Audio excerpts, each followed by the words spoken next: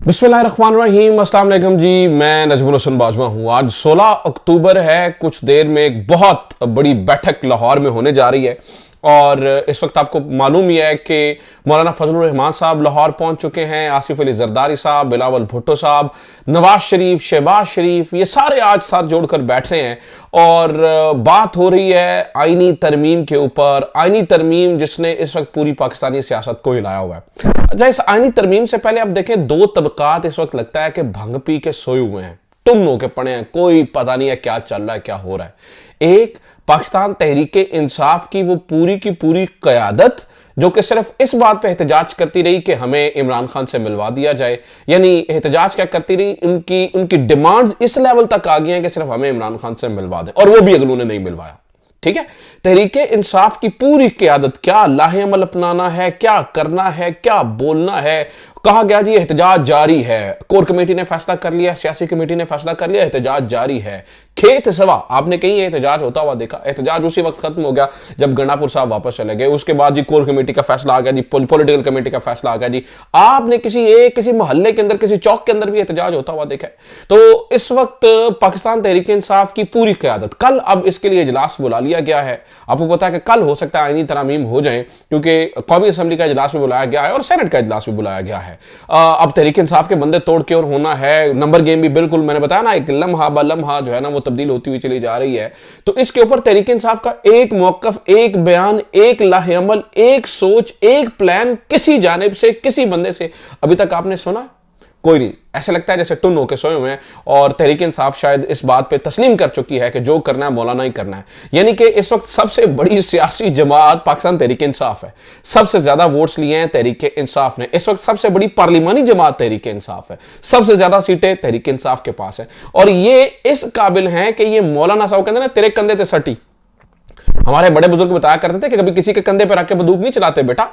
तो इस वक्त तहरीक इंसाफ मौलाना के कंधे को इस्तेमाल करिए, यानी कि मौलाना के अलावा इस वक्त सियासी तौर पर इनका कोई आसरा नहीं है। अल्लाह तो सभी का आसरा है, लेकिन सियासी तौर पर इनका मौलाना के अलावा कोई आसरा नहीं है। सिर्फ यानी कि ना कोई लाहे अमल है, ना कोई सोच है, ना कोई मीटिंग है, ना कोई बात हो रही है। सारे अपनी अपनी पत बचा के शायद खामोशी से साइडलाइन होकर बैठ चुके हैं और बिल्कुल कोई कुछ भी नहीं कर रहा है और खामोशी है। एक तबका है ये, इसके ऊपर जरा तफसीलन बात करेंगे ना पाकिस्तान तहरीक इंसाफ के ऊपर। आज जरा इनको आड़े हाथों लेंगे। तहरीक इंसाफ की क़यादत जो इमरान खान के नाम के ऊपर जो है ना वो मजे कर रहे हैं, इमरान खान के नाम पे बोल जो है ना वो इस वक्त बड़े बड़े ओहदे लेकर बैठे हैं और कैसे बिल्कुल खामोशी से दुबक के बैठे हुए हैं, इनके बारे में आज जरा तसल्ली से बात करेंगे।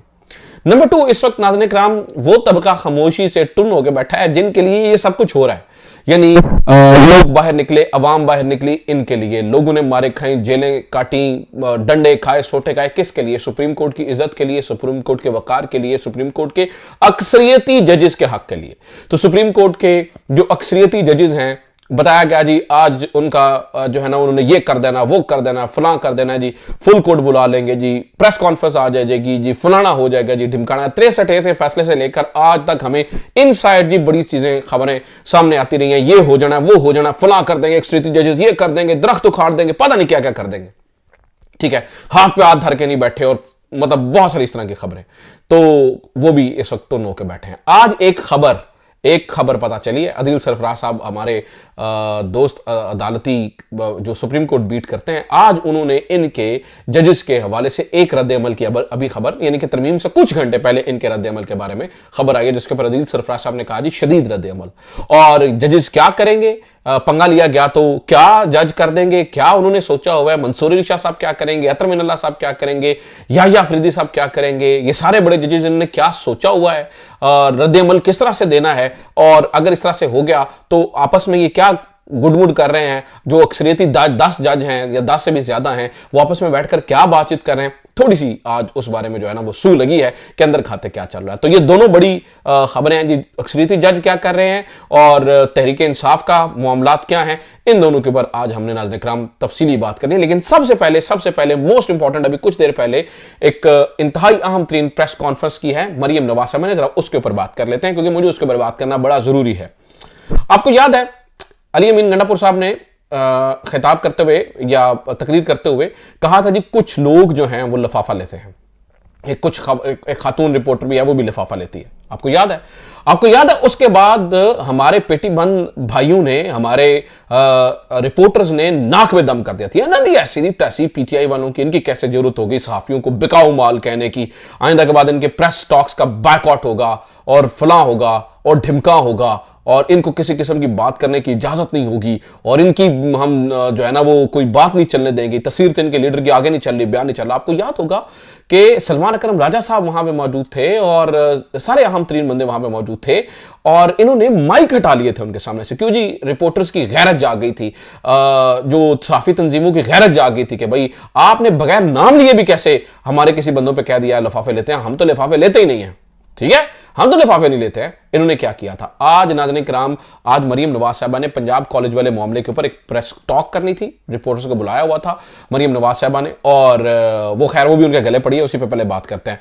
तो उससे पहले अज़मा बुखारी साहबा नमूदार हुई और अज़मा बुखारी साहबा खड़ी हुई जैसे क्लास के कुछ टीचर खड़ी होती है और उन्होंने खड़े होकर एक बयान दिया। उन्होंने कहा जी मैं पहले बता दूं, आज अगर किसी ने शोर किया जैसे क्लास टीचर करती है या किसी ने यहां पर जो है ना वो बदमजगी क्रिएट करने की कोशिश की तो मैं किसी की नौकरी के ऊपर बात नहीं करती हूं, लेकिन फिर मुझे आपकी शिकायत लगाना पड़ेगी आपके इदारे में और फिर किसी की मैं आपको ये बता दूं कि आपकी नौकरी खराब होगी। यानी कि खड़े होकर सीधा सहाफियों को उनकी नौकरी खा जाने की जो है वो धमकी दी जा रही है और अज़मा बुखारी साहबा यानी कि आपको एक वज़ीर इत्तलात नौकरी खा जाने की धमकी दे रहा है और मैं हैरान हूं कि उनमें से एक रिपोर्टर नहीं उठा, एक बंदा नहीं उठा, किसी एक ने बायकॉट का ऐलान नहीं किया, कोई एक बाहर नहीं गया, खामोशी खामोशी खामोशी खामोश होकर चुप करके बैठे रहे हैं और डांट टपट सुन ली है। क्या यहां पर गैरत मर जाती है? या वहां पर तब आपको पहले कोई इशारा हुआ था? यहां पे मैं अपने साफी भाइयों से, रिपोर्टर से, अपने ब्यूरो चीफ से पूछना चाहता हूं, मैं आपके साथ खड़ा हूं, लेकिन क्या अब यहां पर आपकी गैरत मर गई है या आप में गैरत थी ही नहीं? पहले आप लिफाफा लेकर जो है ना वो किसी के इशारे पे जो है ना वो ये पीटीआई की दफा कर रहे थे। मैं आपके साथ हूं, मैंने चूंकि मैं जर्नलिस्ट हूं तो मैं अपनी जर्नलिस्ट कम्युनिटी के साथ खड़ा हूंगा, मैं इनकी मजबूरियां समझता हूं, लेकिन क्या इतनी बड़ी मजबूरी आ गई यार? किसी एक बंदे में जरूरत नहीं हुई कि उस्मा बुखारी साहब को कहते हैं कि जनाब आप किस तरह से हमारे साथ बात कर रही हैं, आप हमको स्कूल के बच्चे हैं और आप हमें थ्रेट कर रही हैं, आप हमें नौकरी खाने की धमकी दे रही हैं, आप कैसे बात कर रही हैं? आपको इस तरह से बात नहीं करनी चाहिए। कोई एक गैरतमंद बंदा नहीं उठा जिसने कहा कि अज़मा बुखारी साहब हम आपके सामने से माइक हटा रहे हैं, हम ऐसे नहीं बात करेंगे, हम इज्जत की रोटी खाने आते हैं, तनख्वाहों पे गुजारे करते हैं, लिफाफे नहीं लेते हैं, आप हमें लिफाफे नहीं देती हैं जो आप हमें इस तरह से जो है ना वो कर सकें, हम अपनी मजदूरी करने आए हैं, हम आपकी बात नहीं सुनेंगे। लेकिन एक गैरतमंद बंदा नाज़रीन किराम वहां से नहीं उठा, चुप करके कान लपेट के बैठे रहे उधर। तो मुझे ये बताइए, अब मैं फिर ये कहूं कि जो अब असल में ये जो साफी तंजीमें ना हमारी सारी की सारी, माफ कीजिएगा माजरत के साथ, कोई एक भी बंदे की पुत्र नहीं है, तो एक भी ऐसे नहीं है जो किसी वर्किंग क्लास जर्नलिस्ट के राइट्स को प्रोटेक्ट करे। सब के सब मफादात मफादात मफादात, कोई एक बंदा मैं आपको बता दूं इसके बाद भी कुछ भी नहीं होगा, गुफ्तन नशिस्तन बर्खास्तन, कोई इसके ऊपर बात, वैसे तो कोई बात किसी करने की जरूरत ही नहीं है। अगर किसी ने अज़मा बुखारी साहब की बात भी की तो भी गुफ्तन नशिस्तन बर्खास्तन हो जाएगी, इसके ऊपर कुछ भी नहीं होगा, ठीक है। अच्छा जनाब, इसके बाद मरियम नवाज साहबा की प्रेस कॉन्फ्रेंस शुरू हुई जिसमें वो लग ये रहा था कि पंजाब कॉलेज की पीआरओ की हैसियत से प्रेस कॉन्फ्रेंस कर रही हैं, सूबे की चीफ एग्जीक्यूटिव की हैसियत से प्रेस कॉन्फ्रेंस नहीं कर रही हैं। हमने नाज़रीन कराम बड़ी जिम्मेदारी से इस बारे में रिपोर्टिंग की है, बार बार उस मामले में मैंने तो बात ही तब करनी शुरू की इस मामले के अंदर जब वजीरे आला के जो वजीरे तालीम साहब हैं उन्होंने इस बात की तस्दीक की, उन्होंने कहा जी मेरी दानिश्त में ये वाक़या हुआ है। जब आपके स्पीकर पंजाब असम्बली ने तस्दीक की कि उन्होंने कहा जी हाँ जी हमारी दानिश्त में यह वाक़या हुआ है, उसके ऊपर आज भी मरियम नवाज साहबा इससे पहले कि अपने वजीर को पूछती उन्होंने कहा जनाब कि ये वाक़या हुआ ही नहीं है और इसके अंदर तहरीक इंसाफ इन्वॉल्व है, पीटीआई इन्वॉल्व है, इस सारी जमात ये सियासत नहीं करते, सियासत इंसानियत और खिदमत का नाम है, ये हैवानियत और शैतानियत पे उतर आए हैं, हैवानियत और शैतानियत के ऊपर वहीं पर रहोगे जहां तो ये इतनी गरूर भरी गुफ्तगू, और हम सहाफियों को, व्लॉगर्स को और यूट्यूबर्स को पूछ लेंगे, दस देंगे, ये कर देंगे, वो कर देंगे।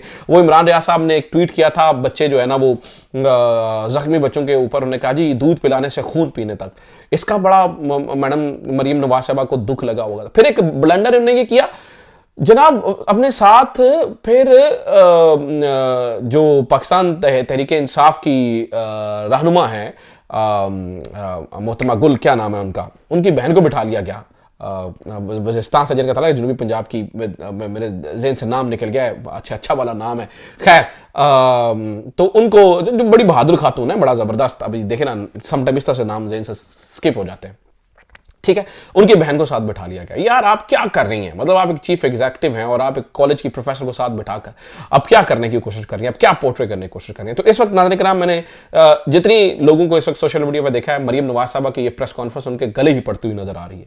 वो कुछ भी इस बारे में कोई मैं कह रहा हूँ ना, बहुत लोग कोई अप्रिशिएट नहीं कर रहे कि मरियम नवाज साहबा ने बड़े छक्के मारते नहीं ये कर। हाँ ठीक है, इस वाकई की मुकम्मल गैर जानिबदाराना इंक्वायरी होनी चाहिए, पता होना चाहिए, लेकिन अगर आपने किसी को मिस इन्फॉर्मेशन पे डिस इन्फॉर्मेशन पे बरतरफ करना है तो अपने वजीर तालीम को कीजिए, अपने स्पीकर पंजाब असेंबली को कीजिए, अपने घर से शुरू करें बाद में आए। बहुत सारे लोगों का तो ये भी ख्याल है कि चूंकि पावर प्रोटेक्ट्स पावर, ये इस वक्त फिक्रा चला हुआ है पूरी हर जगह पे, ट्विटर पे लिखा जा रहा है पावर प्रोटेक्ट्स पावर, अमीर अमीर को प्रोटेक्ट करता है। तो इस तरह के फिक्रे भी जो है वो सुनने में आ रहे हैं।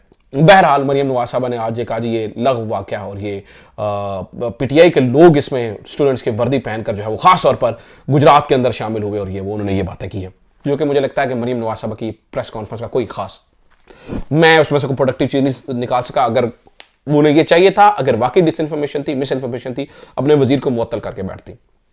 अब आ जाते हैं नाज़रीन किराम जजेस के ऊपर और पीटीआई के इस रद्द अमल के ऊपर, ये भी जरा सुन लीजिए। जजेस हमारे जो दोस्त हैं अदील सरफराज साहब, उन्होंने ये कहा है कि जजेस ने ये कहा है, जजेस आपस में बैठे हैं और बैठ के गुफ्तगू कर रहे हैं और उन्होंने इस बारे में यानी कि उनके अंदर की डिस्कशन ये है कि अगर कोई इस तरह का एडवेंचर करने की कोशिश की गई तो फिर शदीद रद्द अमल हम देंगे। उनमें से कौन कौन से जज, क्योंकि ये बात आपकी समझ लेगी ज़रूरी है कि याह्या अफरीदी को भी अगर बनाया जाता है, ये चीफ जस्टिस बनाने के लिए बात करें तो याह्या अफरीदी साहब, अतर मिनल्ला साहब और मंसूर अली शाह साहब किसी ज़माने में ये इकट्ठे लॉ फर्म चलाते थे और मेरे ख्याल से इनकी जो है ना वो फर्म का नाम था शाह अफरीदी एंड मिनल्ला, कुछ इस तरह का इनकी फर्म का नाम था, जो कि बाद में तीनों जज एलिवेट हो गए तो फिर वो फर्म को डिसॉल्व कर दिया गया था, फर्म खत्म हो गई थी। लिहाजा इनके आपस के बड़े करीबी ताल्लुकात हैं, बहुत करीबी ताल्लुकात है। याह्या अफरीदी साहब कभी भी मंसूर अली शाह साहब के मारे हुए हक पे इसलिए नहीं चुप करके बैठ जाएंगे कि यार कोई गल नहीं, मेरा तो फायदा हो रहा है। और याह्या अफरीदी साहब अगर चीफ जस्टिस बने तो अगले 5 साल के लिए चीफ जस्टिस बनेंगे, इस बात को भी आपने जहन में रखना है। याह्या अफरीदी साहब, क्योंकि 3 साल मंसूर अली शाह साहब के, 1 साल मुनीब अख्तर साहब का और 1 साल उनका अपना, ठीक है, तो फिर अगले 5 साल के लिए वो अपनी रिटायरमेंट की एज तक, क्योंकि अभी उनकी एज 60 साल है, वो अगले 5 साल के लिए जो है वो चीफ जस्टिस बन जाएंगे। तो अदील सरफराज साहब का मानना है कि अक्सरियती जज अभी चुप करके तो बैठे हैं, और लेकिन ये स्ट्रॉन्ग, और आज इस वक्त तरमीम से कुछ घंटे पहले ये खबर बाहर आना बहरहाल इनफैक्ट अपने आप में एक इसकी इंपॉर्टेंस है, एक पैगाम है कि अगर आपने कोई गड़बड़ करने की कोशिश की और कुछ करेंगे तो फिर ये जजेस चुप करके नहीं बैठेंगे, हो सकता है फिर एक ऐसी मूवमेंट शुरू हो जाए जिसे आप संभाल नहीं सकेंगे। अब जजेस एक वाज़ेह लाहेअमल नहीं दे रहे हैं कि वो क्या करेंगे, या ये खबर बाहर नहीं निकलती है, वो अंदर बैठते तो क्या कहते हैं, क्या कोई फुल कोर्ट बुलाएंगे, सारे इस्तीफे दे देंगे, बाहर निकल आएंगे, कोई मानेगा नहीं कोई अभी, या अगर कोई इनकी सलाह मशवरा है तो अंदर खाते इन्होंने रखा हुआ है, ठीक है, यानी अभी बाहर नहीं निकालने हैं, और अगर कुछ को बहुत बड़ा करना आता तो अब तक कर गुजरे होते हैं। मुझे लगता है ये भी ना हो, ये भी खामोशी से बस वो नहीं रहते, बस अब लफ्ज़ इस्तेमाल तो नहीं करना चाहिए लेकिन गिदड़ भग गई हैं, ठीक है, कि कर देंगे कर देंगे कर देंगे, पता नहीं क्या होता है। इसी तरह से नाज़रीन किराम पाकिस्तान तहरीक इंसाफ भी इमरान खान से मैं तो बड़े वाज़ेह तौर पे कहता हूँ, मुझे लगता है कि बाहर की जो सारी लीडरशिप है वो इमरान खान से पे कॉम्प्रोमाइज़ नहीं कर रही है, इमरान खान से गद्दारी कर रही है। इमरान खान, अगर 1 मिनट के लिए सोच के देखिए कि इतनी बड़ी आईनी तरमीम हो रही है और इमरान खान के जितने बाहर जो बारी सारी बड़ी टीम है वो चुप करके लम्हा पै गई हुई है, ठीक है। बैरिस्टर गौहर साहब पिछले पूरे 2-3 हफ्तों में बोले ही नहीं है, 2-3-4 हफ्तों में पहली दफा बोले हैं, तो उन्होंने सिर्फ एहतजाज मुलतवी, वो सॉरी इमरान खान साहब की रिपोर्ट्स के बारे में बताया है। आपके डॉक्टर तक को मिलने नहीं दिया 4 घंटे, आपका अगर आपके डॉक्टर, आपका तय नहीं था कि आपका डॉक्टर मिलेगा तो 4 घंटे तक आसिम यूसुफ साहब बाहर क्यों खड़े रहे?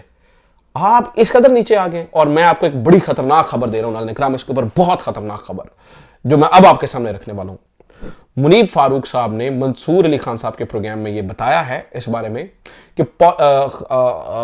जो तब्दीलियां हुई हैं कमान में, उन तब्दीलियों के बाद एक पॉलिसी शिफ्ट आया है, और उस पॉलिसी शिफ्ट में आप देखेंगे कि इमरान खान से मेन मुलाकातें और इमरान खान से ये जो रिपोर्टर्स गुफ्तगू जाके करते हैं ये बहुत हद तक डिक्लाइन कर देंगी, यानी कि इमरान खान से मेल मुलाकातें भी बंद हो जाएंगी और इमरान खान से जो रिपोर्टर्स इस तरह से यानी कि बंद हो जाएंगी या डिक्लाइन कर देंगी, कम हो जाएंगी। पॉलिसी शिफ्ट के बाद ये मुनीब फारूक साहब ने इस बात की तस्दीक की है कि ऐसे ही होगा। इनकी लीडरशिप, सारे नाम, वो गडापुर साहब कहते हैं और मेरे बंदे थक गए और मेरे को पेट्रोल नहीं हैगा, और मेरे को फलां है। इधर हमाद साहब जो है ना वो ऐलान करते हैं और ऐलान करने के बाद खामोश होकर बैठ जाते हैं। एक ही दिन ऐलान करना था, शायद उन्हें पता था कि जनाब अगला एहतजाज होना नहीं है, चुप करके लम्हे पा जाओ, सुकून सुकून सुकून, अमन शांति अमन शांति अमन शांति, कोई चक्कर ही नहीं है।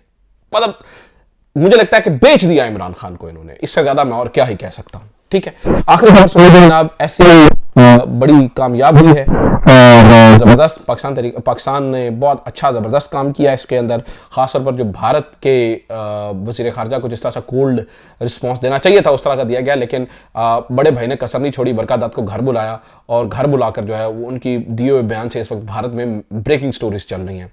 और जिस तरह से घर बिठाया हुआ था, ऐसे लग रहा था जैसे कोई नरेंद्र मोदी साहब भी बताते खुद आए हुए हैं, बरकात कोई साफ़ी नहीं आई हुई मियां नवाज शरीफ साहब से मिलने।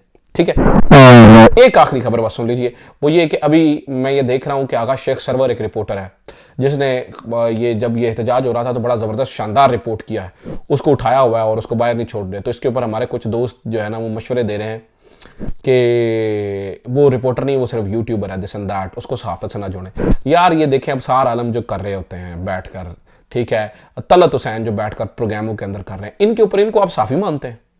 अगर इनको साफ़ी मानते हैं तो फिर ये आगा शेख सरवर का क्या कसूर है? उसको आप एक्टिविस्ट कहते हैं और जो ये कर रहे हैं, अपना म्यार बुलंद कीजिए। मैं इसके ऊपर और ज़्यादा कुछ नहीं कहना चाहता, थोड़ी यार एक पलड़े में तो रखें। तो सिर्फ इतना ही मैं कहता हूँ, इससे ज़्यादा मैं बोलूँगा भी नहीं। अपना ख्याल रखिए, खुदा हाफिज़, पाकिस्तान जिंदा।